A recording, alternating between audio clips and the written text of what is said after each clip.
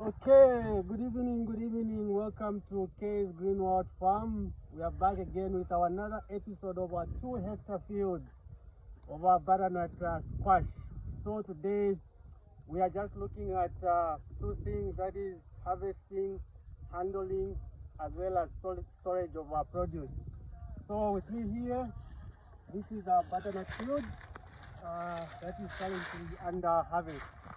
So we'll share with you a few things. You can come here and see what is happening here.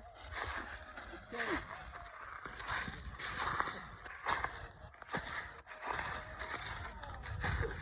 This is our whole field. This is our 2-hectare field. So basically today, what we are doing as part of our operation is that we are doing our harvesting. So our harvesting, this is how it is done. So what we do, we get the butternut, for example, we get it from underground. Then when we get it underground, we pack it in a sack like this one. So as you can see, the whole field has got all these sacks, all these number of sacks. So we pack them like that. Then as we pack them, you find that now, after we do everything here, we come in with our vehicle, and when the vehicle comes, we take them to a proper place where we do our storage, because we believe and understand that storage is very important in farming, because you can have the knowledge, the experience, the knowledge about everything that you're doing, fertilization application, following your spraying program. But at the end of the day, what is important is for you to make sure that you store your crops very well. Because by nature, this butternut you are seeing, this is a semi-perishable product. It does not go bad so easily. It can stay for like 2 months, 3 months, 5 months, depending on the storage. But of course, there are other products like tomatoes. Those are perishable products. For crops like that, they can't even stay up to like months, just within days.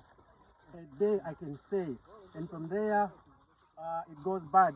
But for semi-perishable products like butternut, it can stay even for 5 months, depending on how you store it. So this is why we, as K's Greenwood Farm, we are very interested in telling you to say these crops they differ, and as they differ, you must make sure that you store them properly.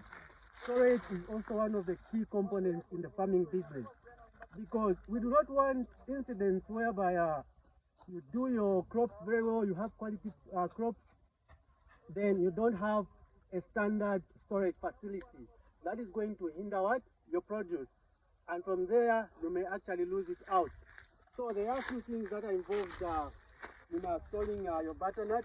And of course, number one that is you will need a good storage facility. We'll do another video next time where we'll show you our storage facility for our butternut squash, because we believe that this is very important for your production in farming, for it to be efficient. So like right now, one of the reasons, or rather let me say one of the benefits or advantages of you growing butternut is that it is not like other crops which are perishable crops. This one can stay long, meaning that when you keep it in the storehouse, you can keep it maybe even for 2 months. For example, at the time, let's say like this time around we are harvesting, let's say the price is not selling too well, it's a little bit down, so you can keep it in the storehouse nicely. You do your fumigation and everything. Then when the price rises, you can actually sell it at a higher price. And when you sell it at a higher price, meaning that you are going to make more money. Exactly, you will make more money because now you've sold it at a high price. So my advice to you farmers and those who are aspiring to be farmers is that you should alternate these crops when growing them. At least try to grow semi-perishable crops, perishable crops. When you do this, and as well as non-perishable crops. A good example of a non-perishable crop is maize. Maize can be stored for a long time, period of time for you to wait for the price to rise. Then again, semi-perishable crops like butternut, you can also also keep them for a specific period of time. Then again, grow crops like, for example, like tomatoes, which are perishable products. You can keep them for a short while.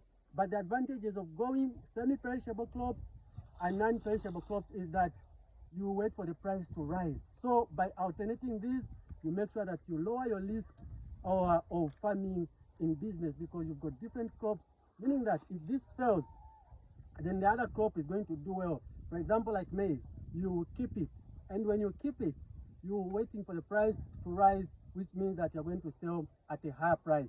So basically, this is what I wanted to talk about. So that is storage, handling your produce. Always take care of whatever that you have grown to make sure that you have the best results. Thank you very much.